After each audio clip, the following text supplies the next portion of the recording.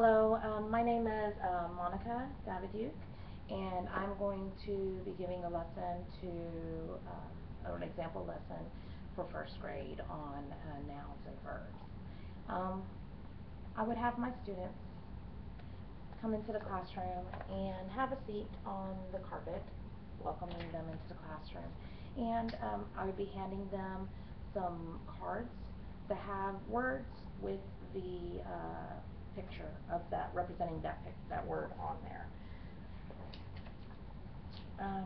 These would be the words. The cards would be similar to this, where it says street and it has a picture of a street. This one would be book, with pictures of a books on it. This one would be sweep, and there's a child sweeping. So it would be several words like that, and each student would have their individual word. I would then ask the students what their word was. Even though they couldn't read it, maybe they could identify what the word is by the picture. I would then ask the students to act out the word. Some students will and some students will not. That will be a defining moment to show them the difference between a verb and a noun. I'll explain that the students that were able to act out their word, they actually had verbs. Those students that weren't able to act out their word were in fact nouns.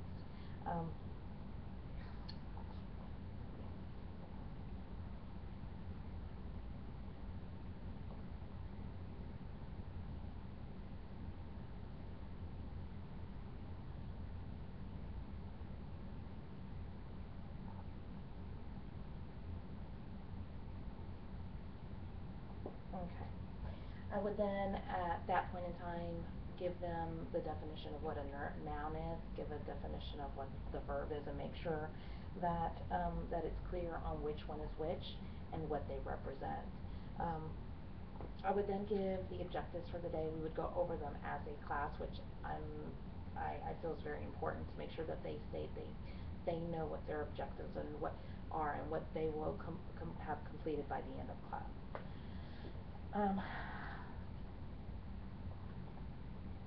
And we will then read the Hello Goodbye Window by Norton Jester and Chris Raska. This book has an abundance of verbs and abundance of nouns in it. That's one of the reasons. Plus, I just love this book. That's the reason that I chose it. We would read through this book, and as I read through it, I would have them raise their hand and let me know when they hear a noun or when they hear a verb. As I've written here, now it's hard to see, but we're pretending that this is a window pane, and on top is verbs and nouns. And as we read through, for example, we hear when I get dressed. So we're going to say dressed is a verb, and when they say dressed, I would write it here. So dressed. Okay, so I would get dressed. And then it says, I help Nana in the garden. And so they say Nana, and I'm going to go ahead and write Nana on the noun side. Nana. And so we would go through the whole story just like that. And I anticipate that they probably won't be saying very many at the beginning, but once we get closer to the end of the story, they'll get the idea, they'll get the gist, and they'll start being more active and as far as participation regarding their nouns and verbs in the story. Once we're done with the story, they will go back to their seats. They'll get out a piece of paper and they'll write down what their favorite part of the story was, what they liked the most about the story, and they're going to give me maybe 2 nouns or 2 verbs that they're very surprised were nouns or verbs, that maybe they didn't know that they were those. Once they get that done, they'll pair up with their buddy. They'll talk to their buddy and share that information with them. Once everybody's had time to share, I'll call on a few students and ask them what their buddy said about the story, and ask them what they were surprised about. Okay.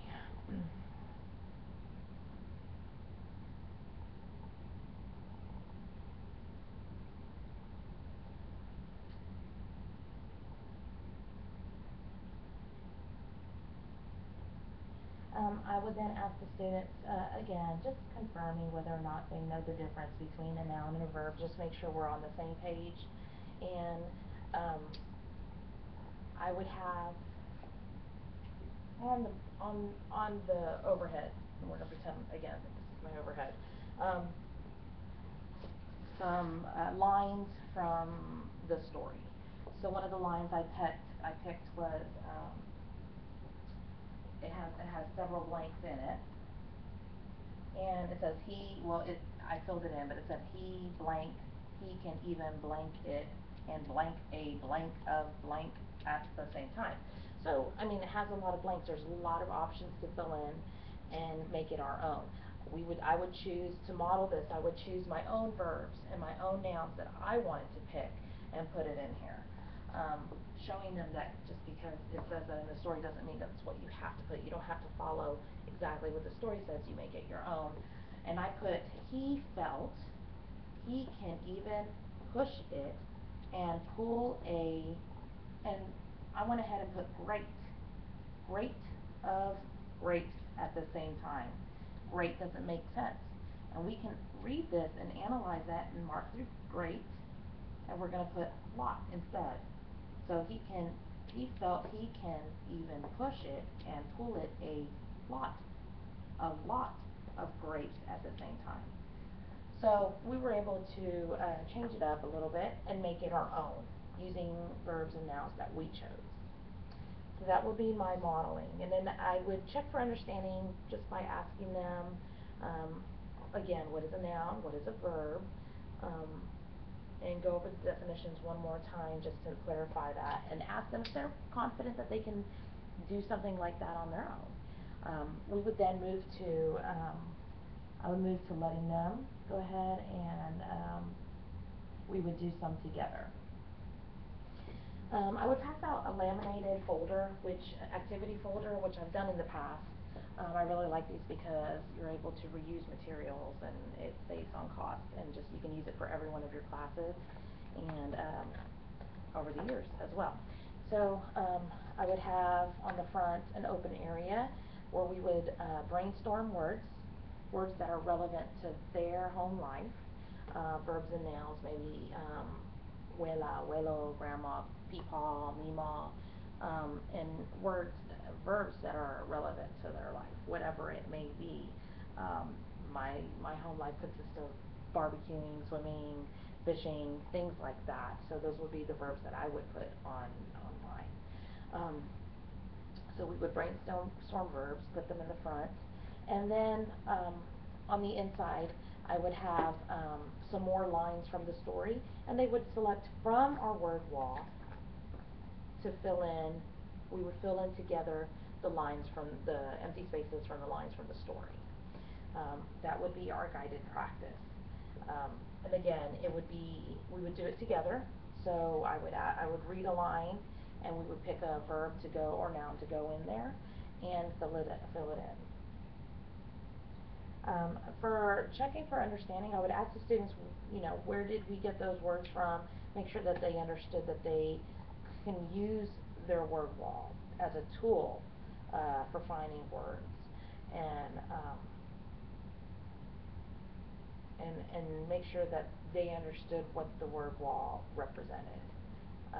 That in fact it represents nouns and verbs, not just words from their home. Although it is they intertwine. This word wall is a representation of verbs and nouns.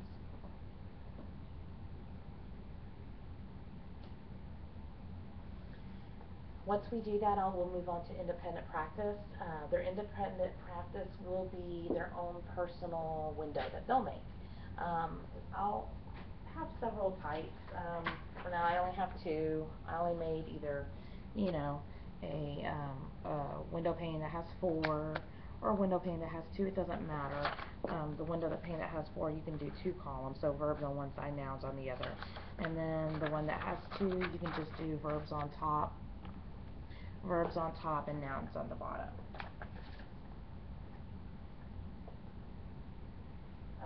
So they would each have their own, and they would take time to make it their own, filling in the blanks, filling in the spots, verbs and nouns that represent their home life. And and then they can use their word wall, which is what it's there to be used.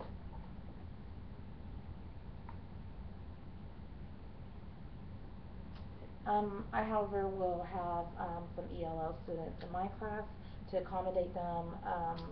I will have beginner and intermediate envelopes. The beginner envelopes will have words or pictures with the words, and they can actually take those and glue them and put them on the part of their window that they want. So I'll give a variety of pictures. That way they can actually find things that represent their home life. For beginners, it would be a separate envelope for nouns and a separate envelope for verbs. For intermediate, they'll have one envelope with both of those together. And then for my advanced high, they'll just be doing what the class is doing. If they need help or if they have any issues, it can be addressed by raising their hand and letting me know. I'll be able to assess them by their final, the completion of their final project, the window.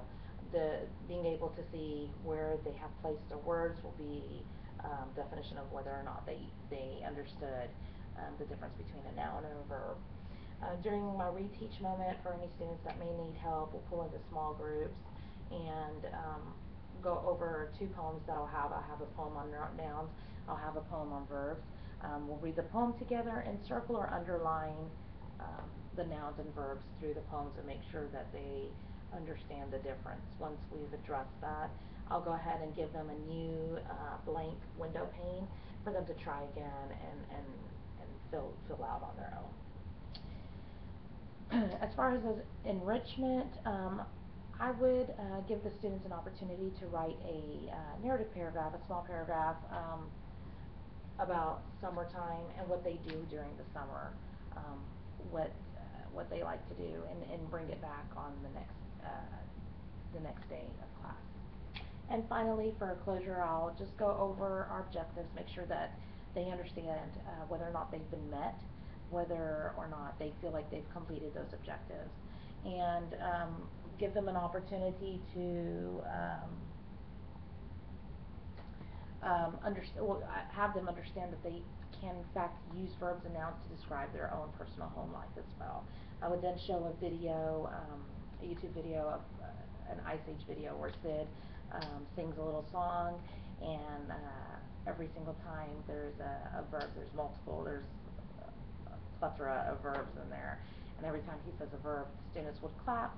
It's interactive and it's cute and funny, and they would really enjoy that. I hope you enjoyed this video. I hope I did a good job explaining this lesson plan to you, and if not, let me know. Thank you.